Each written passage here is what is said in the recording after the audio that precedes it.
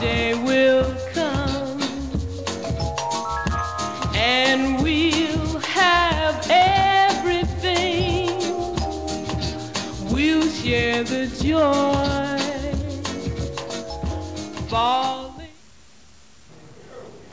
Hi, my name is Donald Stalakis, and welcome to another exciting episode of Will It Play? I will be your host tonight. The show is about asking entrepreneurs how did their business go from a thought to an actuality. What mistakes they made and obstacles they overcame. Our guest has an international marketing degree from Keene University, worked in the collections business for 20 years. Some of his hobbies include competition shooting, scuba diving, and paintball. He proposed married to his wife 60 feet under the water in the Cayman Islands. Sounds exciting. His company, DEFCON Sauces, won first place 2006 Scovie Award, 2007 Golden Chili Award, 2008 Fury Food Challenge, and 2008 America Best Food Competition, and 2008 Hot Peppers Award. Please welcome John Dilley, the president of DEFCON Sauces. Hey. Nice to meet you. You too, man. Okay, please tell us, how did you come up with this business idea? I'll tell you, man, it was kind of a strange thing. I'd been making the sauces for quite some time, about 15 years before the idea even came to make a business out of it. And, I've been making them exclusively for Super Bowl parties. Yes. Well, as time went on, what a great test market. I mean, a bunch of, drunk guys watching football. Hey, if there's something's really bad, they're going to tell you it's bad. And they did, because it was bad when it first started. Over years of tweaking here and tweaking there, well, it started coming out something pretty good. And then I started catching on to friends and family. And over a couple of beers in South Orange with a buddy of mine, Dave, about 6, 7 years ago, he goes, John, friends and family love this stuff. Why don't you start a business? What do I know? I'm a finance guy. What do I know about food? So, he put the bug in my ear, brought it home to the wife, and asked the boss. She goes, "What's it going to cost?" Honey, I don't have a clue. So we just took a wad of money, threw at the idea, and here we are. There's nothing more to it. Walk us through the steps on how you started it. Well, it was jumping into a big void. I really didn't know where to start. But we knew we had to get legal, at least start form a company. So we started an LLC. Got a hold of a lawyer. He did all that stuff for us. Got all the trademarking and all that legal junk done. Then we started having to find out what rules we had to abide by in Jersey. As everybody knows, in Jersey there's a few rules. Well, it just started getting more and more rules, and we started noticing our legal bills going up and up and up. And 20 grand later, we figured out we got the wrong lawyer. We should have gotten a food lawyer. This would have been for nothing. So that was one of the obstacles. But anyway, so now the company's formed. Now we've got a 2-gallon pot and a wooden spoon. Well, another one of the rules in Jersey was you can't make food to sell from your house. Well, what are we going to do now? Well, I'm on a bunch of the blog sites like the Hot Pepper, and there's a bunch about peppers and more. And I got on a couple of blog sites, and we found a co-packer, a contract packer, basically someone that takes your recipe and makes the stuff, bottles it for you, all FDA approved, and you distribute it. Well, it worked out great, and we've basically been running ever since. I mean, no more 2-gallon pot and a wooden spoon. We're getting pallet loads, usually every few weeks. So. Speaking about lawyers, I don't know too many good ones either. Well, I can't say much. I work in a law firm. I do okay. Consulting for them, so I'm just going to keep my mouth closed. Okay. Just tell me how your business has grown over the years, and what are your annual sales expected to be over the next couple of years? Oh boy, it's I'll tell you, the future growth is just we're just growing, and the thing is we've had a slow and steady growth since the inception of the company. About 5, 6 years ago, I'm sitting there with a little blue backpack, kind of hawking sauces, ground pounding, going into the bars. Hey, mister, you want to try my sauce? But we got started getting a firm foothold, and they tell 2 people, and they tell 2 people, the kind of viral marketing aspect of it, and it just grew from there. And it's been a slow and steady. It allows us to maintain control over the company. And you don't go through those growing pains. It's just keep on the same track, and we're just doing this. And I mean, the sales are up over 250% from last year. I mean, in the economy we're in right now, that's unheard of. But it's just that's the way it is. You're in the right time at the right place. Something's going. A question I want to ask you is who do you sell to? Because I know I'm in sales myself, right. And that we'd rather sell to the mom and pop as opposed to the big corporations. Absolutely, yeah. Because we make a better profit, and it's just a matter of them, like Walmart. You could compare Walmart to other stores, how inexpensive they are. Well, see, but you don't make any money. You know, right. You're working double. So who are your main distributors, who do you distribute to? Well, I mean, we have one main distributor down in Delaware that does a lot of international delivering and some domestic, and that's really the only distributor that we use. Most of the stuff's done by ourselves. It's starting to turn towards more distributor because it's too much stuff to work with. It's just me and my wife. But we aim focus, just like you said, for small mom and pops, the gourmet stores like that. We want to stay in small stores. We're more of a gourmet end, so I don't see us going into like a ShopRite or something. It's just too big. It's just too big, and you lose your specialness if you get into a big store like that. And I'll tell you, a lot of the gourmet shops will basically take their stuff off the shelves at their store if they see on the shelf at big supermarkets. So I'm not going that route. There's no reason to. Plus, the profit factor. We're not making millions of gallons. We're making small batch stuff. Yes. So we're still paying a premium to have the stuff made. So we still have to charge somewhat of a premium on the wholesale end of it. Yeah, but down the road, I mean, if you want to become more successful, there are companies you can hire to distribute. Absolutely, and we will look at that when the time comes. Right now, we're kind of happy where we're at. Like I said, it's slow and steady growth. Maybe 3 years from now, hey, who knows? Maybe we'll have our own little factory going or something like that. We don't know. I mean, every day you wake up, it's a new adventure kind of thing. We're getting calls from people like you guys. Hey, do you want to? Fine, I'll be there. You get the weirdest calls from the weirdest people just doing this. You never know, and it's that small market mentality that I love it. I adore it. What were some of your critical mistakes starting out?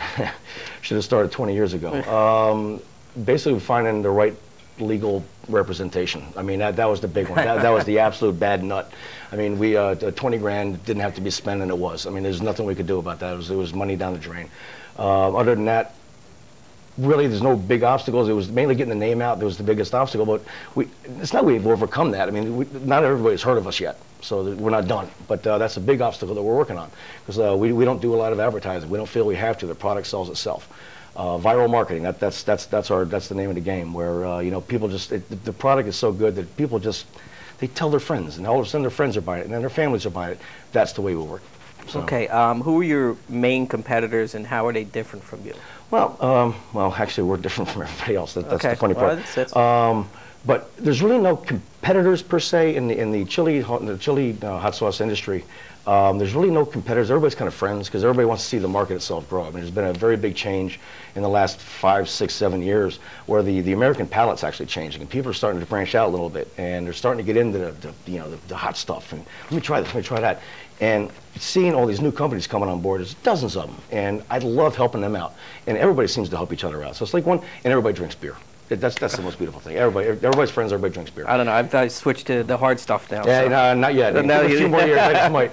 But we go. Yeah, it's just everybody helps everybody else out. Yeah, there's a little competition thing, like another wing sauce company. But still, if we see each other at a trade show, hey, buddy, can I buy you a beer? It's not like that's the evil guy. It's nothing like that. I'm a big wing guy, and I'm going to ask you maybe a ridiculous question, but is there like a reaction time to some of these sauces? Because I know, like when I eat some of the wings, right, after the second, third one, it really starts to burn. Yeah, especially the regular hot wing sauce we have. It does. You're about by your third, fourth wing, you start getting the throat kick. Okay, and it's funny. You can almost time. It's like 3, 2, 1. Look at them. Okay. Also, too, I'm sure your sauces are based like on certain ethnic groups. I'm sure I'm going to say like the Asians like the hotter stuff. Right. And then, I guess I'm not into hot stuff. I'm into more of the mild stuff. Mm-hmm. Do you see a market for your different sauces? Yeah, I do. I mean, there's always we call them the bloggers. We gotta love those guys. Those guys are the chili head nation kind of thing. The guys, you can't say enough about those guys. And those are the ones going out for the hottest of the hot, but they can handle it. There's just, it's fun, it's actually fun to watch. But yeah, I would say ethnic groups. Yeah, maybe it's like like the India group and the Asian group seem to be able to eat the hottest stuff on a regular basis because they're brought up with it. It's the American palate. We're brought up on pablum. I mean, it's just compared to what they're eating, and so. But that's changing. Like I said before, that's starting to change. You're seeing more and more hot. The shift is for people to buying more and more hot stuff as opposed to going milder. Now it's swinging the other way. It's kind of neat. It's not just Tabasco anymore. Yeah, I agree with you. Okay, what did the company look like from when you started to now? How do you compare it? Man, if you told me where we are at now 5 years ago, I would have laughed in your face. It's just, I mean, we were clueless when we started. We didn't have a clue what we were doing. And just from going to a couple of big trade shows, it really opened our eyes quickly. And we had to choose a path. I mean, what are we going to do here to set ourselves apart from other companies? We got to do something because don't want to be like everybody else. Well, that's when the DEF CON thing took off. We go crazy with, we're called vendortainment at most trade shows, where, you know, you got your standard booths and stuff like that. Well, the DEF CON booth consists of, like, laser projectors, plasma machines, black lighting, strobe lights. I'm wearing, like Mad Max Matrix with the white eyeballs and the weird laser projectors on my arms. That's the direction we took it, kind of like a Mad Max kind of route, and it really made us stand out. I mean, we were just on about a month ago, back in March we were at a trade show, and about a month ago it aired on Travel Channel. They did a thing on us for extreme conventions, and people loved it. We couldn't get enough positive emails about it, like, you guys are nuts, and we are. Don't get me wrong, we are nuts. I mean, with the stuff we do is just so out of the norm that people take notice of it. Some people call it a gimmick. I don't like that word. It's more of a marketing tool. You know, it's just, and people have learned to, that's the creator, dude. You know, it's growing. I mean, Are they food conventions or? Yeah, mainly hot sauce conventions actually. Oh, really? It's a real cool niche. The ones we go to, you got the Fiery Food Show in Albuquerque. There's the Zest Fest in Fort Worth, Dallas Fort Worth. Then we have the Jungle Gyms event in Fairfield, Ohio, where we hold our annual wing eating death match. That's one of the most evil events you'll ever witness. But those are the three big ones we do. What do they do in that? Well, that's using this little gem here called the DMMK2. It's a very, very evil bottle of stuff. As it says on the label, your fears of the dark are now edible. It's 10 wings in 4 minutes, and you have to wear gloves. You can drink beer, wine, soda, or water. That's it. And for 4 minutes, you chow them down. Do the best you can. After 4 minutes are up, hands down, palms down for 5 more minutes, and we ain't drinking anything. It's amazing to see what happens to people. So you can't drink after you eat the 10 wings? No, ride the wave, baby. And it's amazing to see these people, what they do to themselves. And it's all about bragging rights. It's all about trophies. And these people are hurting themselves. I love to watch it, man. It's great. I'm laughing my butt off. Do you have an email address? Absolutely. John at defconsauces.com. Okay, and then go on there and they can get some information about it. Absolutely. Yeah, it's www.defconsauces.com. That's where to find out and go to. It's a funny site. We got lots of videos on there from different places we've been, people we've met, and it's just it's a funny site. So. Do you see any people out there trying to steal your idea? Not really. I think to steal our idea, you'd have to basically copy us, and we haven't noticed anything like that at all. I mean, we're so far out in left field with what we do, from the protocols that have been set for like regular trade shows and stuff like that. We're so far out in left field. No, we're just weird. Okay. What advice would you give someone starting out their business today? Be prepared to work your tail off. I mean, that's all there is to it. I mean, you really got to work, and you're going to find out real quick that sleep is way overrated. Lots of long hours, just busting your butt. You got to push your own product. Nobody's going to do it for you. I mean, if you have a good product, it will sell itself. But if you don't have a passion for what you're doing, your products aren't going to be good. And also too is that I know when I had my business is that you got to enjoy what you do. Oh, absolutely. You got to have a passion to go to work every day. Yep. You know, I think that's the main factor. Well, as they say, if you like what you're doing, you never work a day in your life. That's absolutely true. It's absolutely true. Now, did you start out with a lot of money in the beginning? Or? No. Okay. We kind of scraped up a couple of bucks to throw at the idea, and we ran with it, and it's doing this. Okay. So, where do you see yourself 5 years from now? More channels of distribution, more international interaction. I mean, we just got big into Dublin and in Ireland, namely the Thirsty Bowl in Dublin. Let's see, we're big into Iceland now. A couple of my buddies out there. Canada, we're growing there, but there's so much more out there. I mean, we're in a couple of shops in the UK, a couple in Germany, and we want to start getting into more places. Just expansion. It's just. Now, are you making a product here, or are you making it over there? No, we're making it all. It's all you're here. importing, exporting it. Yep. Okay. USA product. Well, I'm just saying because down the road, what people try to do, I know with my business is that, we have a warehouse in China where we make our stuff, right. and that's what. Well, that's why I was asking because it's beneficial in the cost, because when you start shipping stuff, absolutely, and then you got to pay these taxes for all this other, Yep. Well, I mean, if it comes to that, we'll have to do it. But right now, we're setting up new channels of distribution anyway. We're looking to get either Ireland or England on board as a distributor for us. So we just got to ship it to them, and they just throw it over to the English channel. Okay, as I was reading about you, what's the Scovie Award? Scovie Award's one of the big ones. There's two big ones. Scovie Awards are the awards handed out in Albuquerque at the Fiery Food Show at the Sandia Resort. usually in March of each year. It's one of the big boys. The first year we did it was in 2006. We actually took a first place for the wing sauce. I was shocked. I was floored. I mean, the first year doing it, and after then we've been winning them since. It's really kind of neat. The other one on top of that is also the Golden Chili Award. I meant to bring one, but we didn't bring it. The Golden Chili Award given to Zest Fest is also another big one, and we were up to 5 of those just for one of our products. We have 6 total. But I mean, getting one of those is just as amazing. I mean, it's such a good feeling to get those things. There's a lot of competition out there. There's hundreds of people going for these awards. Oh yeah. So. You know what would sound like a good idea is like I know when I go to football games, she said maybe set up a stand at the tailgating at the Jets or Giant games. Funny, but it's funny you say the timing's perfect. We're actually doing a catering gig. We do a lot of catering gigs for private parties, and we're actually doing one in Jets parking lot this coming really? Sunday. Yeah. I mean, I don't know what the weatter's gonna be like. I don't care. Just give me some turkey fryers. I'll make some wings. Okay, that's good. I mean, that just seems like a good idea, and get your product out there. Oh yeah, absolutely. Now, do you actually do you sell a lot off the internet, or? Yeah, we do. I mean, the website is our main. That's our main selling point of contact. Probably about 60%, 65% of sales are through that, including wholesale sales and stuff like that, are through the website. Oh, they're all through the website? Okay. Yeah. And how do you distribute your product through New Jersey and stuff? We do it. Well, actually, it's me and my wife. I mean, that's the whole company. We've been called the Dynamic Mom and Duo. Pop, huh? Mom and Pop. Yeah, yep. That's Husband and wife. Mom and Pop, yeah. No kids. But we do everything's by ourselves. I mean, I'll wrap it up at night and she'll ship them out the next morning. How do you like working with your wife? She's here, remember? Oh, I love her. I love it. Oh, I love it. Especially when we've been going about 16, 18 hours straight one day. That's wonderful. Yeah. Love you, honey. Is there anything else you'd like to tell me about your background? Yeah, I mean, background, I got kind of a strange one. I mean, that's where the name came from, DEFCON. I was an Army brat. I grew up from military base to military base. Actually lived on post at West Point before I moved to Jersey. So it just kind of fell right in there. The logo, I mean, that's, that was a kind of a funny one. We wanted to use just the plain biohazard on the bottle.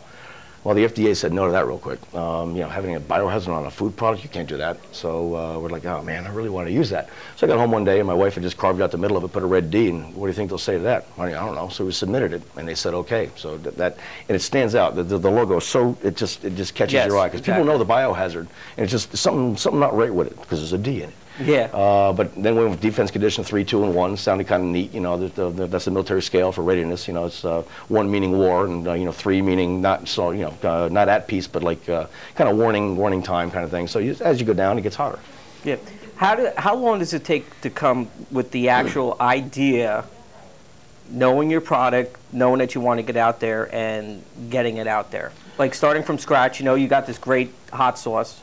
Okay, you make it, and how long does it take from you to making it to actually distributing it out there to the public? From like figuring out how to making the sauce, like figuring out the formula for it, and then having it on the street. Probably, well, like I said, I've been making it for 15 years before I started the company, and after we got the company on board, it's probably about another 6 months until we were legal, where it was actually made in a legal facility to be able to bring it into the public. So probably about 6 to 8, maybe even a year, depending if you're just starting out. I've been making stuff previous, so I already had the wing sauces made. We do also do a habanero horseradish that came later, but that was kind of, we worked with that for a couple of years too. We try to come out with at least one new product every year or so. Okay. There's a lot of companies out there that are pushing tons of products out there, putting on new ones all the time. That's fine. I'd rather have a very small group of select products where they're tried on a ton of people. Because we have my friends, they know when they come over to the house, they're going to be guinea pigs. And so they're trying stuff. And I mean, some of the stuff I do just to blow their faces off. But yeah, they usually put out some good stuff.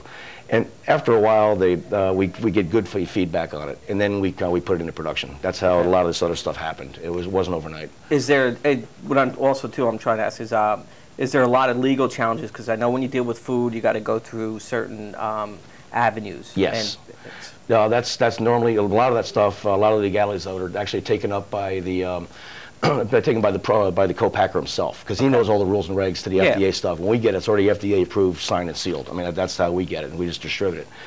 We didn't really. The only rules we had to follow was storage of it and all that kind of stuff, which is really kind of simple. You just got to read the rules. But yeah, I mean, what happened? Okay. No.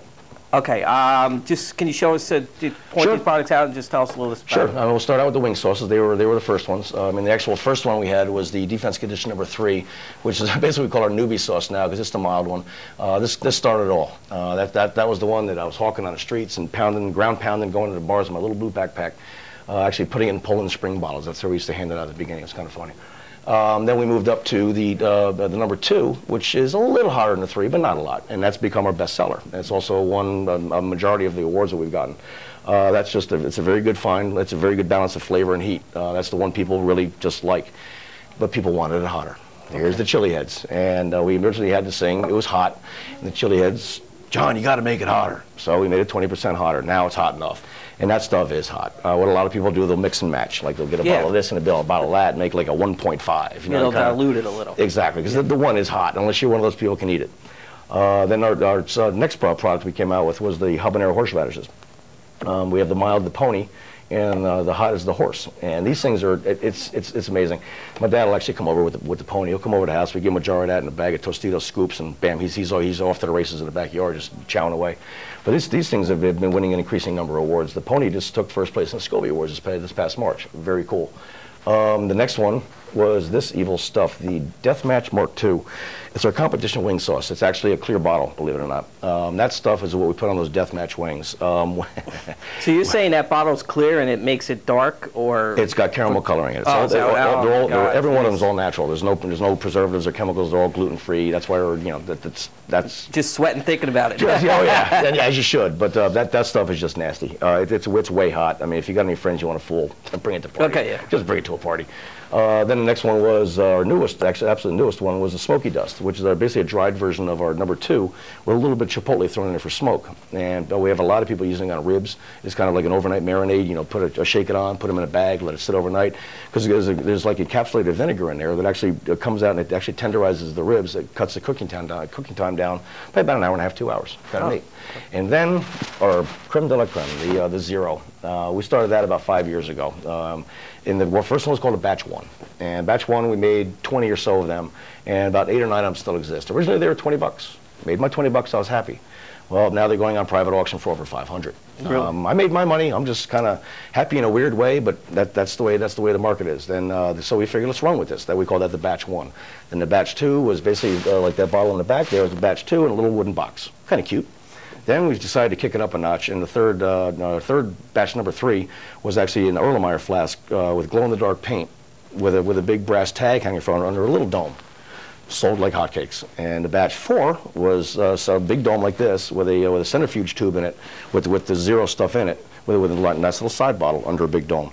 And then the batch 5, that's the newest one we put out. We try to put out one a year. We skipped this year because nobody's got any money. Exactly. And so disposable cash does help when you're buying one of those kind of things. But those things, they've really become a sought-after collectible. It's kind of cool.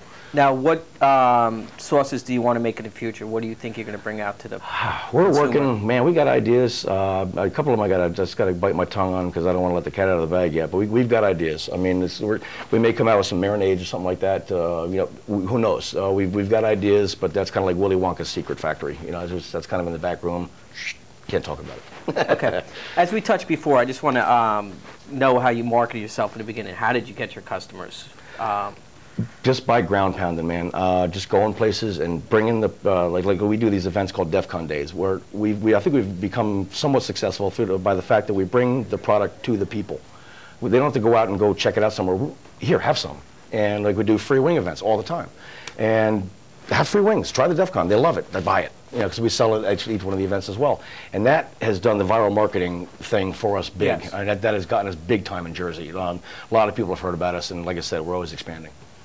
Now, you actually like cook the wings and put it on there and then bring it to like... At bars, no. The bars will give us the cooked wings cooked to my spec, just fry the wings. And then we have all the chafing dishes with all the sauces, and people, give me the hot, okay, here you go, full. Give me the medium, give me the mild, and just hand them out. All you can eat, all you can eat. And inevitably, we usually sell out of sauce by the end of the event. Do you get a percentage of the beer sales because they drink a lot more? Usually, I usually keep it up with the customers. No, it's... No, not really. We make we have an appearance fee, of course. I'm just I know. But we charge a small appearance fee, but that's about it. We make our sales at the events, so everybody has a good time with drinks. That's good. Yeah, good. The beer and wings go good together with friends. Yeah, and football. Yeah. Okay. What is? I'm trying to think. Do you expect to expand the product in a certain way over the next few years? Yeah, I think we've got some ideas on different bottling. I think we're always going to offer those sizes. We do offer those in quarts as well. And I think we're going to really start pushing on the quarts, especially around football time. Usually the retail season around Christmas time. Oh, retail season. Our retail season is Super Bowl and anything to do with football. So right now it's booming. And so now, I mean, everybody's buying the quarts. So we may start progressing into bigger and bigger bottles. Yeah, that's what I was asking. It's a good idea to expand into bigger sizes. All righty. As we're winding up,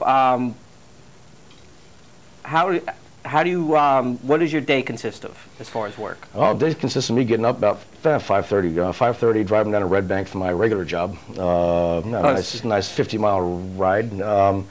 No traffic that hour. That's good. Reverse commute. Going down the Parkway. Then getting to work until 4:30, 5 o'clock. Coming home and doing this. Usually from about 6 o'clock to about 11, 12 o'clock at night. Just getting the sales out, sending the emails out, answering emails, sending out more emails, finding new contacts, finding new delis, doing Google searches on delis in different states, and just doing the work. And that's burning the midnight oil. So right now this is a side business. Yeah. Okay. When do you expect to? Oh God, as soon as possible. It's going to be a few years at least. I mean, we have not made a dime off of this ourselves. We reinvest everything back into the company, which is the proper thing to do. Absolutely. That's why we do a lot of advertising. We find that a lot of advertising, you buy high, but you've kind of got a low return if you don't do it right. You really got to pick your advertising correctly. I just see this stuff. It's becoming more and more. So we're making more and more, and there's going to come a time where it's going to be able to pay the bills. And then I can say, okay, we're doing DEF CON full time. Before that, I'm kind of conservative when it comes to that kind of stuff. I don't want to jump into something. If I can't afford to pay the mortgage, I don't want to take a risk. Exactly. You're doing the right thing. Right, just taking it nice and slow. I don't need this explosive growth because then you start getting pains, because you grow too fast. Okay, can you give us your email address again for Absolutely. Yeah, it's John at defconsauces.com and the website www.defconsauces.com. I tell you, it looks like you got some interesting products. After the show, I hope you got a little extra you can give me. I'm not going home and all of that. Okay, because I'm a wing guy. So. All right. Okay, it was nice talking to you, John. Hey, you too, man. Okay, and I hope to see you in the future. Yep. Okay. Come to one of our events.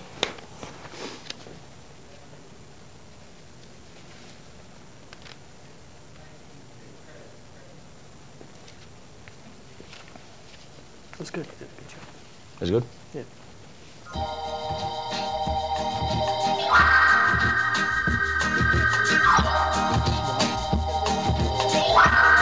Oh, no, I don't.